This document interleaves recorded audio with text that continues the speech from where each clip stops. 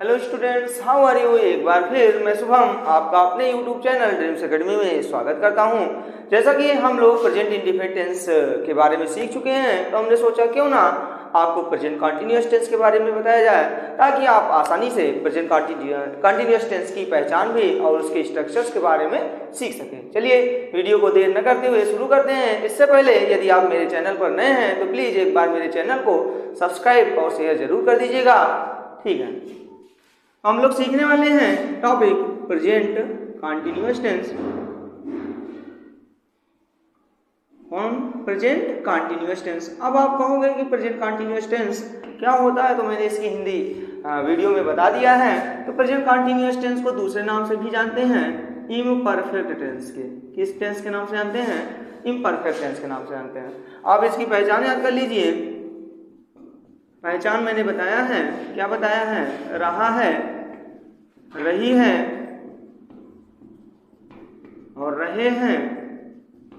और इसके साथ हुआ मतलब आ जाए, बैठा, उठा, खड़ा और लेटा के साथ अगर है, हूं, है आ जाता है। क्या क्या है? हूं और है अगर आता है तो आप जान जाइएगा कि वो प्रेजेंट कंटिन्यूअस टेंस है। आप कहोगे सर इसमें तो रहा है, नहीं, नहीं आ रहा है, ये कैसे प्रेजेंट कंटिन्यूअस टेंस हुआ? तो मैं बताना चाहता हूं कि प्रेजेंट कंटिन्यूअस टेंस की जो परिभाषा होती है उसमें कार्य शुरू रहता है। क्या रहता है? शुरू रहता है। जबकि मैंने बताया प्रेजेंट कंटिन्यूअस जो प्रेजेंट इंडेफिनिट टेंस होता है उसमें जो कार्य होता है उसमें तुरंत का तुरंत शुरू होता है और इसमें कार्य पहले से ही शुरू होता है। तो मैंने पहचान बता दिया, आप याद कर लीजिए और उसके साथ साथ आप नोट्स में लिखते भी चलिए। अब बैठा वाला ट्रांसलेशन देख लीजिए। जैसे चिड़िया पेड़ पर बैठी हुई हैं, मैं पलंग पर बैठा हूं, ऐसे ट्रांसलेशन में आप 100% याद कर लीजिए ये कोई प्रेजेंट परफेक्ट टेंस नहीं है, ये प्रेजेंट कंटिन्यूअस टेंस है। अब हम इसकी स्ट्रक्चर्स की बात करते हैं, तो आप स्ट्रक्चर सीख लीजिए। तो सबसे पहले आप लिखोगे सब्जेक्ट और उसके तुरंत पश्चात लगाओगे इज एम आर, और उसके जस्ट पश्चात एक बात बताऊं, कोई भी कंटिन्यूअस टेंस होगा आप उसके फॉर्म में जो वर्ब होगी उसमें आईएनजी आप जरूर लगाइएगा। कब आईएनजी लगाएंगे? याद करे रहिएगा। कभी भी कंटिन्यूअस टेंस आए तो उसकी फर्स्ट फॉर्म में आपको क्या लगाना है? आईएनजी लगाना है। ओके, कोई भी कंटिन्यूअस आए उसमें वर्ब की फर्स्ट फॉर्म में आईएनजी लगा देना है।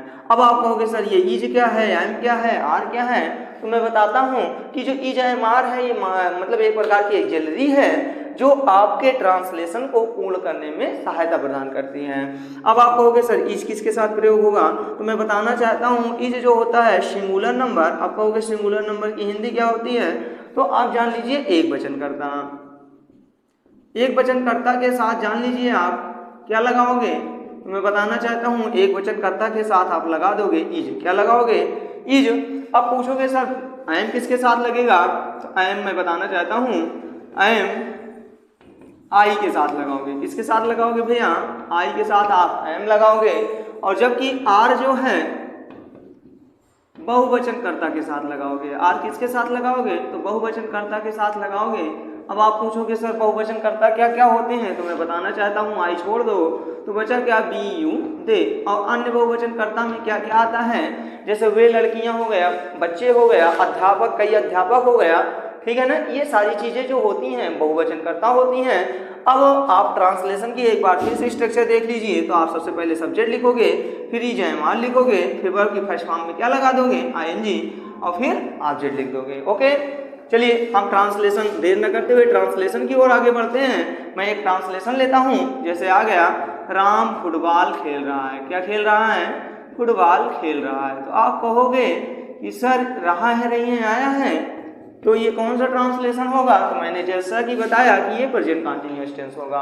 अब प्रेजेंट कंटिन्यूअस टेंस में मैंने बताया कि इज एम आर का प्रयोग करो और वर्ब की फर्स्ट फॉर्म में आईएनजी लगा दो। तो सब्जेक्ट पहचानने के लिए मैंने पिछली वीडियोज में भी बता दिया था कि कौन या किसने शब्द का प्रश्न करो। तो कौन खेल रहा है? तो राम, तो आपका राम सब्जेक्ट हो जाएगा। और सब्जेक्ट के तुरंत पश्चात मैंने बताया इज एम आर में चूज करो, तो आप कहोगे सर इज लगाइए क्योंकि एक वचन करता है। अब उसके बाद क्रिया क्या है, खेलना। तो खेलना का अंग्रेजी क्या होती है, तो आप कहोगे सर प्ले। तो प्ले में हम कहें आईएनजी जोड़ो तो बनेगा प्लेइंग। और क्या खेल रहा है, तो बताओगे सर फुटबॉल। तो बन जाएगा translation Ram is playing football. जैसे वे दूध पी रहे हैं, तो आप ध्यान से देखिए यहाँ पे वे शब्द जो है इंडिकेट किसको कर रहा है, बहुवचन कर्ता को। तो इसलिए वे की अंग्रेजी क्या लगाओगे, दे लगाओगे, दोज नहीं लगेगा। तो वे दूध पी रहे हैं तो वे के साथ क्या लगाओगे, आर लगाओगे। और इसमें पीना की अंग्रेजी क्या होगी, ड्रिंक। तो मेन वर्ब है तो ड्रिंक में आईएनजी जुड़ोगे तो क्या हो जाएगा, ड्रिंकिंग। अब क्या पी रहा है, मिल्क पी रहा है तो ड्रिंकिंग मिल्क। हमारे ख्याल से आपको जो प्रेजेंट कॉन्टिन्यूअस टेंस है उसका असर्टिव सेंटेंस बनाना आ गया है। अब मान लीजिए आपके पास निगेटिव आता है तो आपको कुछ करने की जरूरत नहीं है। यहाँ पे आप ईजेएमआर के तुरंत जस्ट पश्चात आप क्या लगा दोगे, नॉट लगा दोगे। जैसे मैं एक ट्रांसलेशन लेता हूं, मेरी माँ चाय बना रही हैं, तो आप यहाँ ध्यान से देखिए रहा है नहीं आया, नहीं आया है। तो आप कहोगे सर हाँ आया है, तो ये प्रेजेंट कंटीन्यूअस टेंस हुआ। तो मेरी माँ एक वचन है तो माई मदर लिखेंगे। अब माई मदर के साथ क्या लगाओगे, ईजेएमआर। तो कहोगे सर इज लगेगा क्योंकि सिंगुलर है। अब बताइए बनाना का अंग्रेजी क्या, तो मेकिंग लगा दोगे। तो मेकिंग में आईएनजी जोड़ दोगे तो बन जाएगा मेकिंग। अब क्या बना रही हैं, चाय। तो चाय की अंग्रेजी क्या लिख दोगे, टी लिख दोगे। अब हम लोग सीखने वाले हैं इंट्रोगेटिव सेंटेंस, और इंट्रोगेटिव सेंटेंस में डब्ल्यूएस टाइप और उसके साथ साथ यस या नो टाइप। चलिए हम लोग इंट्रोगेटिव सेंटेंस सीखते हैं। इससे पहले हम एक ट्रांसलेशन और देख लेते हैं। जैसे मैं आपके दरवाजे पर खड़ा हूं। अब ये मैंने बताया था खड़ा, उठा, बैठा, लेटा, इन सभी के लिए आप कंटिन्यूअस बनाओगे और वो भी आप इसमें आईएनजी जोड़ोगे। तो मैं आपके दरवाजे पर खड़ा हूं तो आई एम, और खड़ा होने का अंग्रेजी स्टैंड लगाओगे और इसमें आप आईएनजी जोड़ दोगे तो स्टैंडिंग। अब जो दरवाजा होता है वो फिक्स स्थान होता है, इसलिए इसके लिए एट लगेगा। और आपके दरवाजे की बात किया है तो इसलिए योर हाउस लग जाएगा। अब जैसे मैंने चिड़ी बैठा हुआ वाला देख लेते हैं ट्रांसलेशन। जैसे मैं देख लेता हूं कि चिड़ियां पेड़ पर बैठी हुई हैं, चिड़ियां पेड़ पर बैठी हुई हैं। तो आप ध्यान से देखिए इस ट्रांसलेशन में बैठा शब्द आया कि नहीं। तो जब बैठा शब्द आया, बैठा, उठा, खड़ा, लेटा, इतना दिमाग में बैठा लीजिए, वो तुरंत ही प्रेजेंट कंटीन्यूअस टेंस होंगी। तो इसमें चिड़िया की अंग्रेजी क्या लगाओगे आप, बर्ड्स लगाओगे। तो बर्ड्स के साथ क्या जोड़ोगे, आर जोड़ोगे, क्योंकि बर्ड्स बहुवचन है इसलिए बर्ड्स आर लग जाएगा। और बैठना का अंग्रेजी क्या लगाओगे, सीट। तो सीट में आईएनजी जोड़ दोगे, सीटिंग। अब बताइए पेड़ पर बैठी हुई हैं तो ऑन दी ट्री लगा दोगे, क्या लगा दोगे, ऑन द ट्री लगा दोगे। अंडरस्टैंड यहाँ तक भैया। अब हम लोग डायरेक्ट चलने वाले हैं इंट्रोगेटिव सेंटेंस की ओर। किस सेंटेंस की ओर, इंट्रोगेटिव। जैसा कि इंट्रोगेटिव मैंने बताया दो प्रकार का होता है।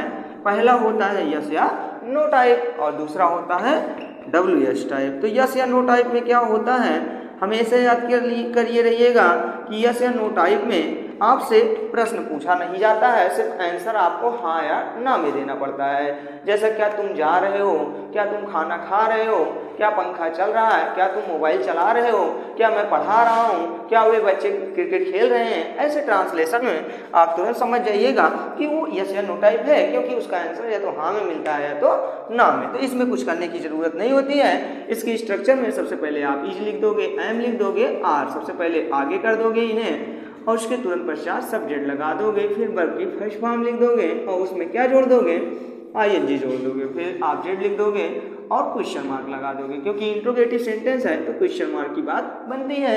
अब मैं एक ट्रांसलेशन लिखता हूं, जैसे क्या मेरे अध्यापक मुझे अंग्रेजी पढ़ा रहे हैं, क्या मेरे अध्यापक मुझे अंग्रेजी पढ़ा रहे हैं।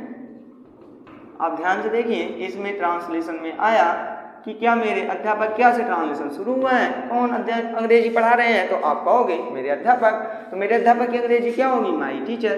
तो माई टीचर के साथ क्या लगाओगे, आर लगाओगे, तो आर लगेगा। वैसे एक बात बताऊं, ये सम्मान के लिए लग रहा है कि मेरे अध्यापक मुझे अंग्रेजी पढ़ा रहे हैं, इसलिए यहाँ पे इज लगाओगे। तो इज लगेगा, इज, और उसके साथ मेरे अध्यापक की अंग्रेजी क्या लगाओगे, my teacher, is my teacher. और उसके तुरंत पश्चात क्या लगाओगे, पढ़ाना अंग्रेजी, तो पढ़ाना अंग्रेजी क्या होती है, टीच, टीच में क्या जोड़ोगे, ing, तो टीचिंग बन जाएगा। और उसके बाद क्या पढ़ा रहे हैं, आपको अंग्रेजी पढ़ा रहे हैं, टीचिंग इंग्लिश, कोई भी सब्जेक्ट का नाम होगा तो उसका पहला लेटर आप कैपिटल लिखोगे, और किसको पढ़ा रहे हैं, मुझको, तो टू मी लिख दोगे। आपको यहाँ तक समझ में आया होगा, और क्वेश्चन मार्क लगा दोगे। अब हम इसके एक ट्रांसलेशन की और चर्चा कर लेते हैं, फिर निगेटिव मतलब आप WH टाइप वाले सीखेंगे। फिर जैसे क्या वे बच्चे, क्या वे लड़के या बच्चे, क्या वे लड़के क्रिकेट खेल रहे हैं, तो आप ध्यान से देखिए, रहा है, रही है, आ रहा है ना, तो आप समझ जाइएगा कि ये कोई और ट्रांसलेशन नहीं है, ये प्रेजेंट कंटीन्यूअस टेंस है। अब उसमें भी रहा है, रही है आएगा, लेकिन इसमें समय नहीं दिया रहेगा। अगर समय दिया जाएगा तो आप तुरंत समझ जाइएगा कि वह और कोई नहीं, प्रेजेंट परफेक्ट कंटीन्यूअस टेंस होगा। उसकी भी हम चर्चा करेंगे बाद में। क्या क्या शब्द पहले आया है, तो ईजाम आर आगे, तो क्या लगेगा, आर, क्योंकि वे लड़के हैं, वे लड़के बहुत लोग को इंडिकेट कर रहे हैं, इसलिए आर लगेगा। आर के साथ क्या लगाओगे, दोज लगाओगे, तो आर दोज बॉयज। अब उसके बाद क्या लगाओगे, खेलना, खेलना का अंग्रेजी क्या होता है, प्ले, तो प्ले में क्या जोड़ दोगे, ing, क्या खेल रहे हैं, तो क्रिकेट। वैसे क्रिकेट की हिंदी क्या होती है, तो मैंने बताया बच्चों को, झिंगुर होती है। क्या होती है, चलिए हम लोग देखते हैं। अब WH टाइप वर्ड देखते हैं। तो WH टाइप वर्ड में आपको कुछ करने की जरूरत नहीं है, आप WH टाइप वर्ड्स क्या कर दोगे, आगे कर दोगे, और आपका ट्रांसलेशन सिक्योर हो जाएगा। तो सबसे पहले WH टाइप वर्ड लिख देंगे, और उसके तुरंत पश्चात शेष नियम, शेष नियम यस या नो टाइप वाला, यस या नो टाइप, समझ में आ रहा है, और लास्ट में क्वेश्चन मार्क। जैसे वहां क्यों, वहां आ रहा है, वह क्यों वहां आ रहा है, तो आप इसमें ध्यान से देखिए, क्यों शब्द आया, वो भी बीच में, तो इसकी अंग्रेजी आप क्या बनाओगे, सबसे पहले तो क्यों की अंग्रेजी लिखोगे व्हाई, और व्हाई के तुरंत पश्चात लगेगा क्या, शेष नियम यही वाला। तो इज एमआर में क्या चूज करोगे, तो इज चूज करोगे, क्यों, क्योंकि वह है, तो व्हाई इज, उसके तुरंत पश्चात लगाओगे ही, आना का अंग्रेजी क्या लगा दोगे, कमिंग लगा दोगे, और उसके तुरंत पश्चात ऑब्जेक्ट क्या है, वहां, तो देयर लिख दोगे। और इस प्रकार आप ट्रांसलेशन कितना भी हार्ड होगा, तो पहले आप सब्जेक्ट, ऑब्जेक्ट और मेन वर्ब पर गोला कीजिएगा, तो आप आसानी से ट्रांसलेशन को क्रिएट कर पाएंगे। यदि आप प्रेजेंट इंडिफिनिट टेंस नहीं सीखे हैं, तो आप हमारी प्लेलिस्ट में जाइए, और उसमें प्रेजेंट इंडिफिनिट टेंस की भी बात की गई है, आप वहां से पार्ट 1 वीडियो देख सकते हैं। आज के लिए सिर्फ इतना ही, मिलते हैं एक नई वीडियो के साथ, तब तक के लिए धन्यवाद।